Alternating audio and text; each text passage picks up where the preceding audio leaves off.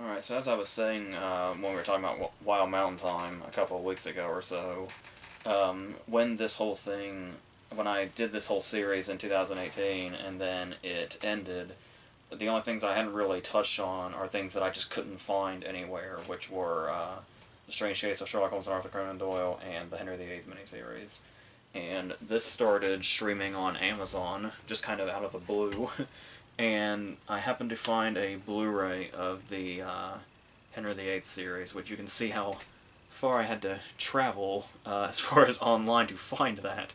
But the audio is in English, so it works out. So I figure we will talk about these two, and then we just have to have this really excruciating wait until more of her movies start coming out. So to talk about this thing, and it's the case where instead of just talking about her performance, much as I would like that, we'll just talk about the whole thing. So, like any other review that we do. So, as far as this one goes, I'm not really. First of all, I'm not exactly Arthur Conan Doyle's like biographer.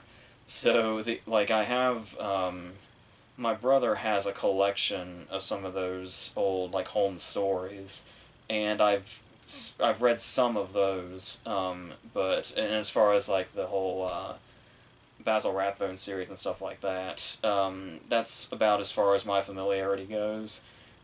So as far as his real life is concerned, I have no idea how much of this, because obviously the whole thing is like extremely fictionalized. Like even knowing nothing about him, you can just tell.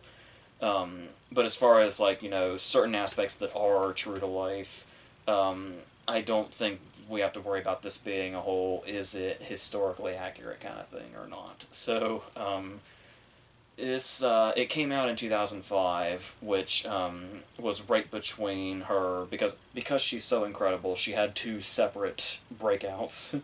With her indie breakout with My Summer of Love in 2004, and then her mainstream breakout with Dolores Rod in 2006. And this fell like right between those in 2005.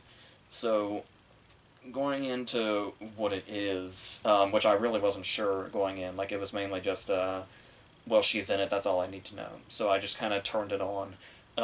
And kind of was able to piece together what exactly it was they're doing, which actually there's a really interesting concept to the whole thing, even if it's not like always 100% maintaining interest, where we see him kind of trying to distance himself with the Sherlock Holmes character because it's just become so overwhelming and such a part of him that it's becoming a burden on him. So we kind of come right into this whole thing where he is killing him off, where he and Moriarty go over the waterfall and all that. And before we get to that point, we see him finishing off this other story and about the severed ears. And what is interesting about this is sort of seeing the sort of contrast between his real life versus the sort of heightened reality of his stories. And we get these nice moments like when of course he's writing it, like handwriting it, and then we get that triumphant moment where he finishes the story, and in this sort of moment of victory, he throws his pen across the room in this very theatrical way.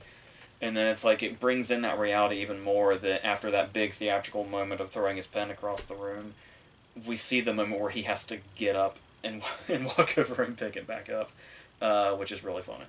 So and that pretty much establishes the whole idea of seeing him in this world that's not near as stylized and smooth as his fictional one.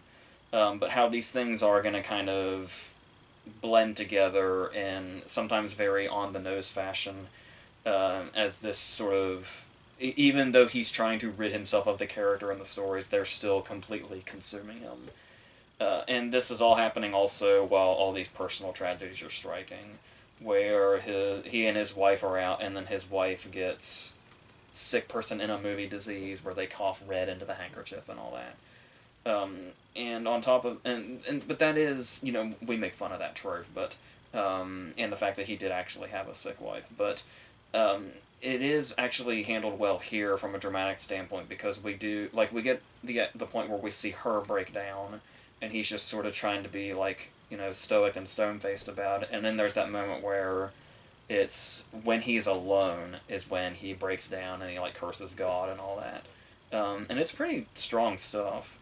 But then we have a second tragedy where his father dies, of course, and we keep getting flashbacks of their turbulent relationship, I guess you could say.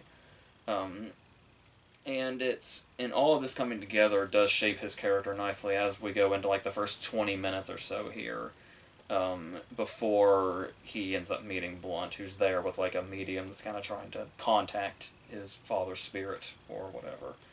And while we're building all this up, even though I'm like, I watch this just desperately waiting for Blunt to get here. But seeing what the rest of the story does have to offer, where we do get these scenes where we kind of see like sort of this inspiration he gets after he sees the waterfall and stuff like that, and he gets the idea to do it as he calls killing off Holmes justifiable homicide and stuff like that.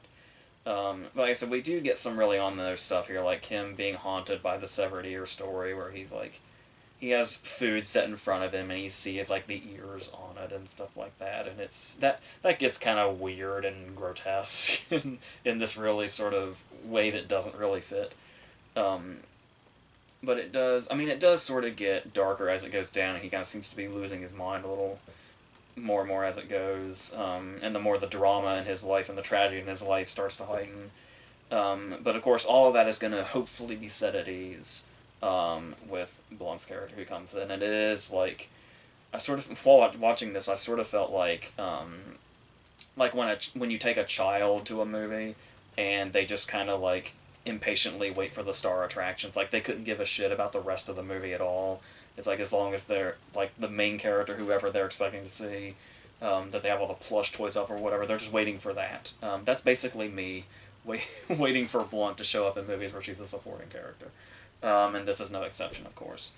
But the first time we see her, it's more of like sort of seeds being planted because she doesn't really have any lines. She's just kind of there, and they just maybe exchange one or two glances or something, and that's about it.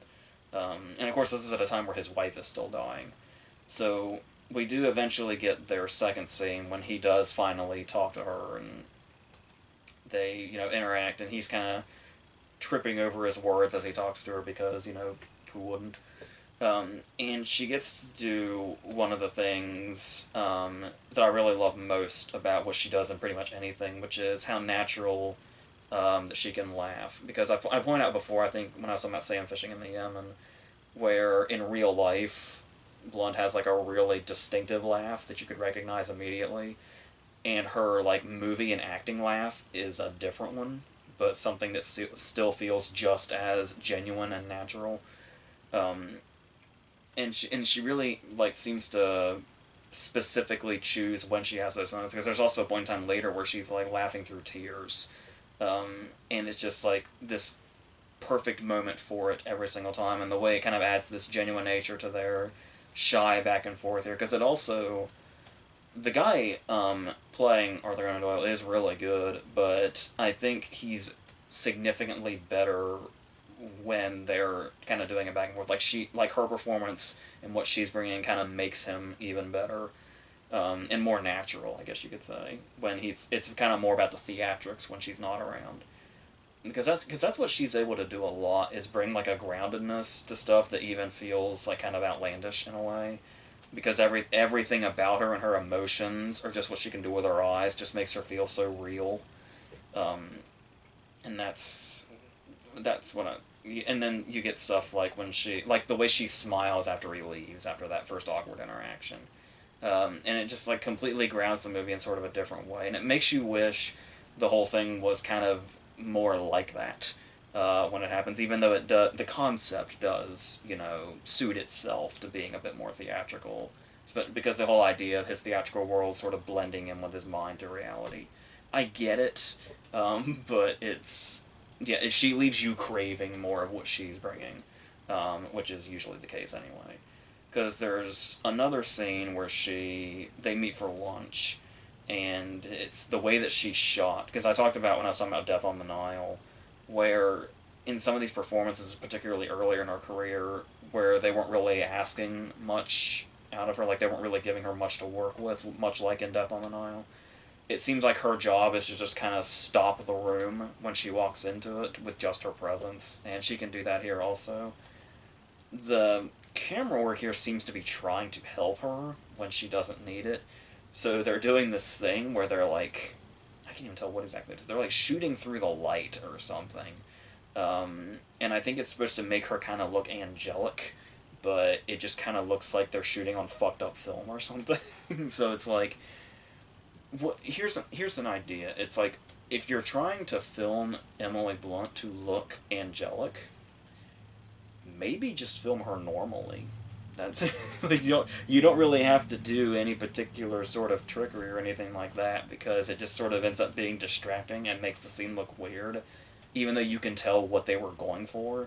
Um, but it just looks weird. So there's that.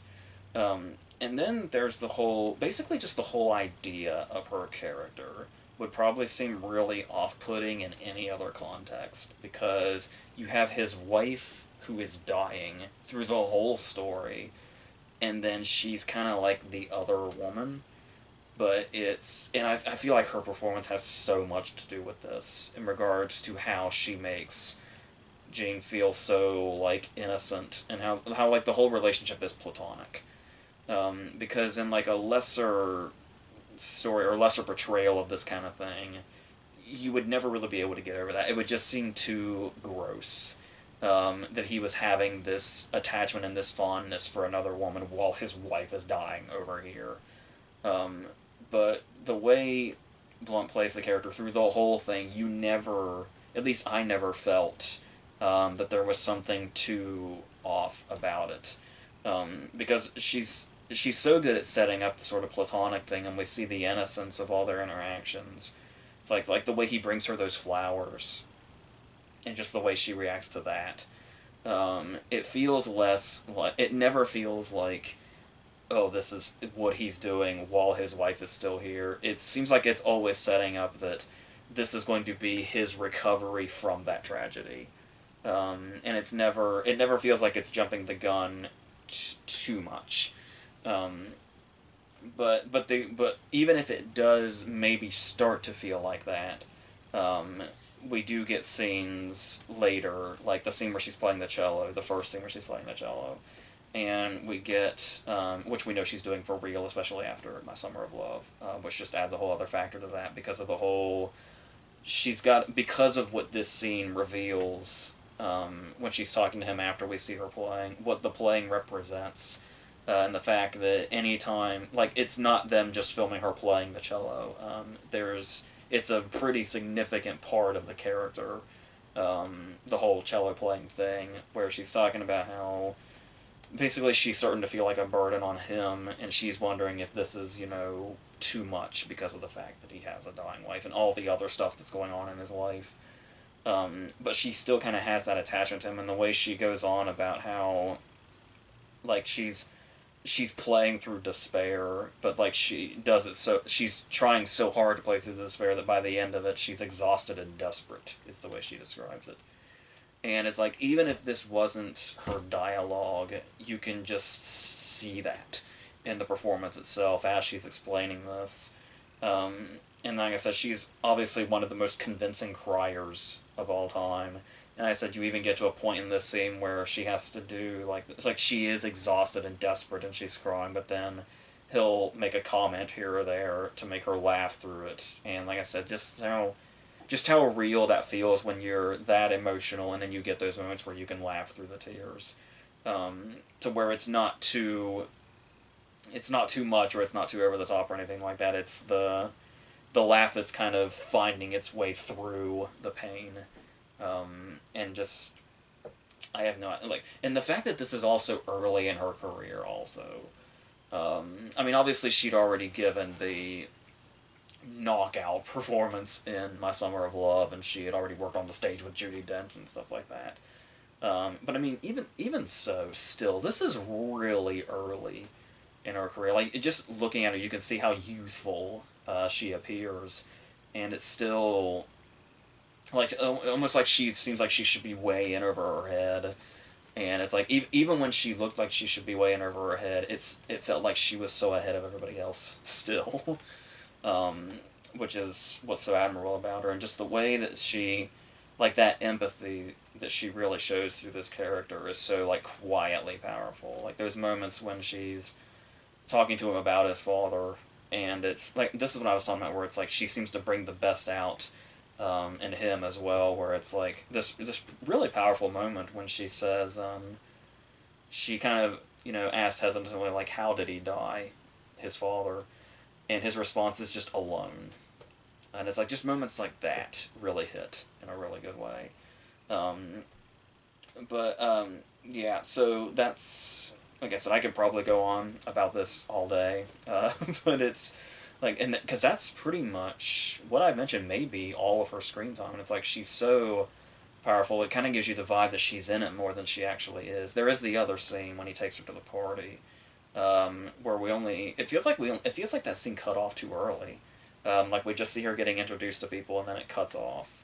But it's like, and it's I guess that shows all the scene really has to be about, because then it's him talking to his sister about how do you approve and stuff like that. But it's like it's whenever she's on the screen, all you want is more of her. So it always feels like all her scenes end too soon, because that's just the blunt effect, I guess. Um, so yeah, but I think the main impressive thing is the way she helped portray the platonic nature of the relationship, and how that should feel like a pretty gross storyline, but it never does. You always get the sense that there's an innocence and an empathy and stuff like that. And when she's talking about like when she asks him, after the cello scene when she's crying and she asks him, "Are you okay?" And it's like the way she portrays such care for another person when she asks him, "Are you okay?" like a couple of times, we actually get the sense that the scene cuts off there, but we get the sense of if he were to say no, she would likely just stop breathing, like right then and there, if he was not okay. And it's like that's the kind of stuff that she brings, and how powerful her portrayal of empathy in this performance is, this whole character is. So that's the reason to watch this whole thing, of course. But I mean, there are other things on the other side of this. There's the whole Brian Cox thing where they go through the watch thing from the Sign of Four is really interesting, and how it kind of plays up the fact that Brian Cox's character was the inspiration for Holmes because he was a teacher of his that kind of did exercises like that with them. So that's kind of an interesting portion in itself, but briefly there, Brian Cox only has like one or two scenes in this. He's somebody else we probably could have used more of, but for the most part, it kind of stays in with his whole. It always finds a way to come back to his self conflict and how, like talking about Holmes's impact on the world and how overwhelming it was, and how like Arthur Conan Doyle's own identity kind of kept shrinking in comparison to the way people saw Holmes. So, like I said, there is something interesting here for sure, and I do think the movie does some creative things with that. But in particular, there's a twist that's very interesting that, admittedly, I never saw coming. But yet it makes sense as far as what the movie's been doing the whole time. So that's kind of cool. Um, but it is, and the performances. I mean, obviously, I say any performance will shrink when Blunt is on screen. But when you've also got the likes of some of the supporting cast like Brian Cox and stuff like that, and even the lead actor, there was a case here where it was like when you think of like TV movies or whatever, you maybe think like this sort of pre-golden age of TV that we've been in for a little while now, where TV was kind of seen as like a lesser thing for actors to do, and the acting in TV was typically associated with being like soap opera like. And it's like I feel like British shows and the whole like really anything on BBC I guess was kind of ahead of the game on this to an extent, and I'd say this is an example of that where it can certainly be a bit over the top and like I said in cases on the nose, but it still doesn't quite have like the over dramatic nature you would expect in like in kind of a soap opera sense or something. So when you've got people like Blunt bringing in like a sort of grounded quality to it, that's only helping even further. So, um, is that might be it, I think. So yeah, so it was. So I like this more than I thought I would, because this really isn't. Even though I have, ventured into Holmes stuff a lot with like the Basil Rathbone movies and stuff like that, and some of the stories and books and all that. I don't know that this is something like this is the kind of thing I would have sought out if not for the fact that Blanc was in it. But it's certainly fine, and I like some of the creative things they did with it. But obviously, at the end of the day, it's the main thing worth seeking out is Blonde brief as the unfortunately brief as the performance might be. She certainly is here long enough to leave an impact. She could be in a movie for like 10 seconds and leave an impact and be the best thing about it. So I am very interested now to get on to the Henry VIII series, and then, like I said, I think that might be it. I think I may have covered everything until we get to stuff that has not been released yet. So, and on top of that as well, like I said, we're going to be going into other review stuff that I don't know is kind of up in the air. So we'll see what that is, and if I can figure out what I can even say about other things. But until whatever the next thing is, I think that's it.